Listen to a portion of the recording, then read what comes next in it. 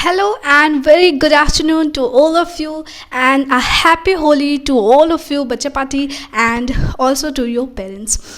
Okay तो इस video में हम लोग बात करने जा रहे हैं how to manage your stress okay during exam और बिफोर एग्ज़ाम. तो एज यू ऑल नो बच्चों, ठीक है, कि जैसे ही एग्ज़ाम नज़दीक आता है, ओके, जैसे ही एग्ज़ाम नज़दीक आता है तो हम लोगों को बहुत ज़्यादा स्ट्रेस होने लगता है. अब ये जो स्ट्रेस है ये क्यों होता है, ठीक है. पहले बात तो मैं बता दूं कि ये जो स्ट्रेस होता है ये सिर्फ और सिर्फ इस वजह से होता है कि आप पहले से पढ़ाई करे नहीं हो, ठीक है. यानी कि आपका सिलेबस जो है वो इनकम्प्लीट है, इस वजह से आपको स्ट्रेस हो रहा है. अब how to overcome with this stress, आप इस स्ट्रेस से बच कैसे सकते, ठीक है, आप इस स्ट्रेस से कैसे बच सकते हो, ओके. तो सबसे अच्छा तरीका आपका स्ट्रेस से बचने का ये है कि पहले तो आप अपना सिलेबस पूरा कीजिए. अब सिलेबस पूरा करने के लिए आप क्या कीजिए कि मान लीजिए आपका पूरा सिलेबस बचा हुआ है तो आप उसमें से क्या कीजिए, मोस्ट स्कोरिंग टॉपिक्स उठाइए.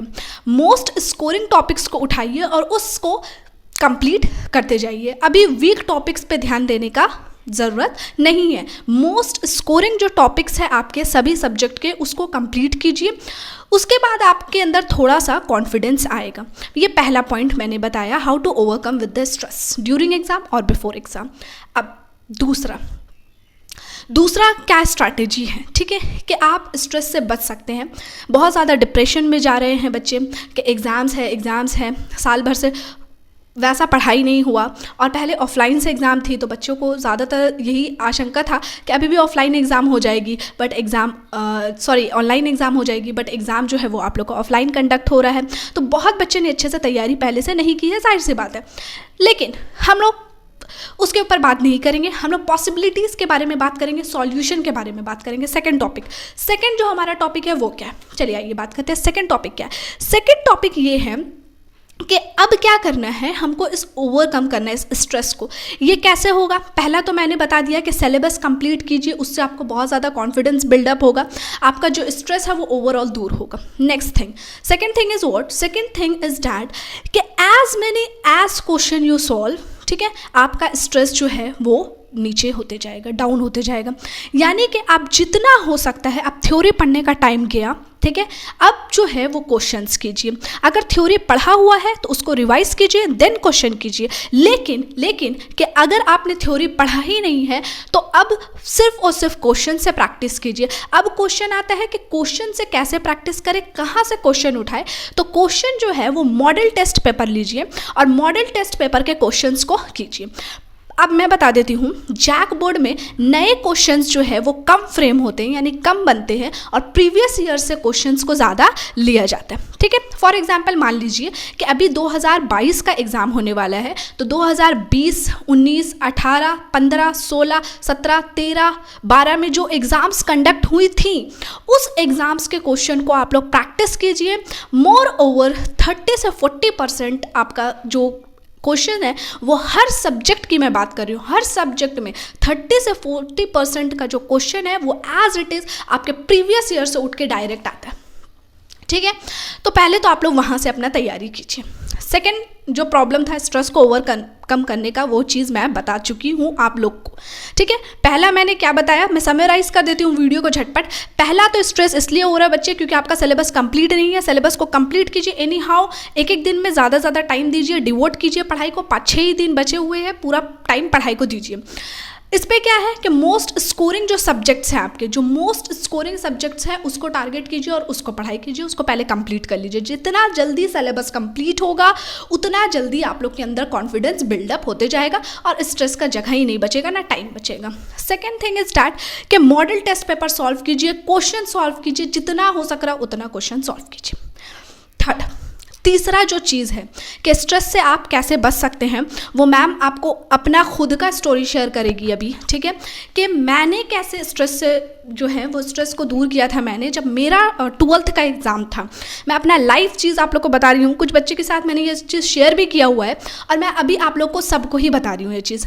अब आप लोग देखिएगा कि जब ऐसे सिचुएशन में मैम ने स्ट्रेस नहीं लिया था तो आप लोग क्यों स्ट्रेस ले रहे हैं. मैं जानती हूँ हर बच्चे का डिफ़िकल्टी अलग होता है, हर बच्चे का सिचुएशन अलग होता है, बहुत ही क्रिटिकल सिचुएशन कभी कभी किसी का होता है बिफोर एग्ज़ाम, बट स्ट्रेस लेने से आपके अंदर वो और हार्मोन्स जो हैं वो रिलीज़ होते हैं जो कि स्ट्रेस को बढ़ा देते हैं और आपके परफॉर्मेंस को घटा देते हैं। तो बच्चे प्लीज़ स्ट्रेस नहीं लेना। तो पहला पॉइंट क्या था, सिलेबस को कवर कीजिए, मोस्ट स्कोरिंग जो चैप्टर्स है उसको कंप्लीट कीजिए। सेकेंड थिंग इज़ कि as many as questions practice कीजिए, मॉडल टेस्ट पेपर लगाइए। थर्ड जो एक मोटिवेशनल चीज़ है वो मैम आप लोगों को अपना खुद का बता रही हैं। जब मेरा खुद का 12th का स्टैंडर्ड 12th का एग्ज़ाम था, इंग्लिश पेपर था, ठीक है, पहला दिन इंग्लिश पेपर था, और एग्ज़ाम के एक दिन पहले तक मुझे चिकन पॉक्स हुआ था। और आप लोग अच्छे से समझ सकते हैं हर एक बच्चे को लाइफ में कभी ना कभी चिकन पॉक्स हुआ होगा, और उसका सिचुएशन, उसका पेन, उसमें चिड़चिड़ाहट, किस तरह से पढ़ाई नहीं हो पाती है, ये चीज़ आप लोग जान सकते होंगे, ठीक है। तो वो एक दिन पहले तक मुझे चिकन पॉक्स था, ठीक है, और कि अच्छा से वो चिकन पॉक्स रिकवर हुआ भी नहीं था, और नेक्स्ट डे मेरा इंग्लिश का पेपर था, लेकिन बीच में गैप था, पता था, तो इसलिए एग्ज़ाम छोड़ने का कोई चांस नहीं था मेरे पास, ठीक है। अब मैं बताती हूँ, लेकिन मैंने उस टाइम में स्ट्रेस नहीं लिया। तो अब मैं एक चीज़ आप लोग से पूछना चाहती हूँ कि आप लोग तो अभी फ्री हो, कोई ऐसी बीमारी आई थिंक कि नहीं हो, जिस बच्चे को हो तो वो भी ये मेरी स्टोरी सुन के, मेरी बात सुन के आप लोग भी इंस्पायर हों और उस तरह से तैयारी कीजिए। मैंने सिर्फ एक चीज़ सोचा था, क्योंकि एज़ पर मैं पढ़ने में ठीक स्टूडेंट थी, तभी आज टीचर हूँ यार आप लोग की, ठीक है। तो मेरा सिलेबस पहले से कंप्लीट था, हाँ ये मैं मानती हूँ, मेरा सिलेबस पहले से कंप्लीट था, बट रिवीजन बोलो तो नहीं था, क्योंकि ऑलरेडी 15 से 20 दिन से मैं बीमार पड़ी हुई थी बेड पे, तो मेरा रिवीजन कुछ नहीं हुआ था, ठीक है।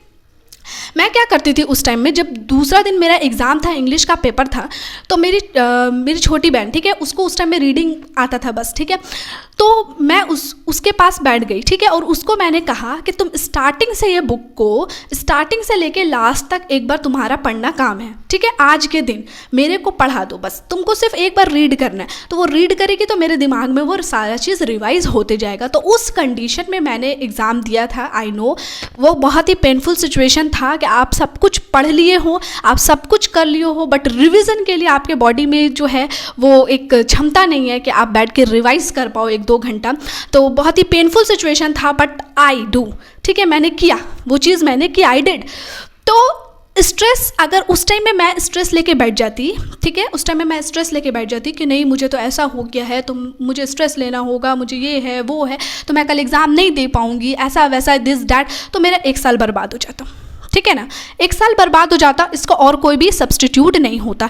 तो जो भी सिचुएशन आपके सामने है, ये सभी सिचुएशंस जो होती हैं, जो आपका जो मंजिल होता है, ठीक है, जो आपका मेन मंजिल होता है, और जो आपका पाथ होता है, पाथ यानी रास्ता, जिस रास्ते से आप गुजर के अपने मंजिल तक पहुंचोगे, तो ये रास्ता में बड़े बड़े पत्थर मिलेंगे। तो लेकिन हम अगर उस पत्थर से डर के पीछे रह जाते हैं, तो ये हमारी गलती है, हम अपना नुकसान कर रहे हैं। उसी पत्थर को बहुत हिम्मत से फेंक हटाओ, ठीक है, और आगे की तरफ बढ़ते जाओ। ऐसा नहीं आगे आओगे तो फिर पत्थर नहीं मिलेगा, मुश्किल तो हर रास्ता में मिलेगा, लेकिन हर वक्त मुश्किल से डट के उसको पत्थर को हटा देना है, और आपको अपने पाथ में सीधा चलते जाना। तो अब इस वीडियो को देखने के बाद आई थिंक कि आप लोग को स्ट्रेस नहीं होने वाला, और जिसको अभी भी होगा वो 2 से 3 बार वीडियो देख लीजिएगा, ठीक है। और मैं इसी तरह के मोटिवेशनल वीडियोस और स्ट्रैटेजीज़ और बहुत कुछ मैं अपलोड करूँगी चैनल्स पे, आप लोग देखते रहिएगा। कुछ और पे टाइम वेस्ट मत कीजिएगा, बट जो भी एजुकेशनल वीडियोज़ होती हैं उनको देख लीजिए, ठीक है, क्योंकि आपके हेल्पफुल के लिए ही है। और बस अपना अच्छा से पढ़ाई कीजिए। अब बहुत ही कम समय रह चुका है। ये जो तीनों पॉइंट्स मैंने आप लोग को बताया, आई थिंक कि ये तीनों पॉइंट्स आप लोग को बहुत ज़्यादा हेल्प करे आपके पूरे जर्नी में। जो बच्चे क्लास 10th के एग्ज़ाम दे रहे हैं, जो 12th के एग्ज़ाम दे रहे हैं, सभी को हेल्पफुल हो। सो इसी के साथ all the very best and thank you so much for watching this video.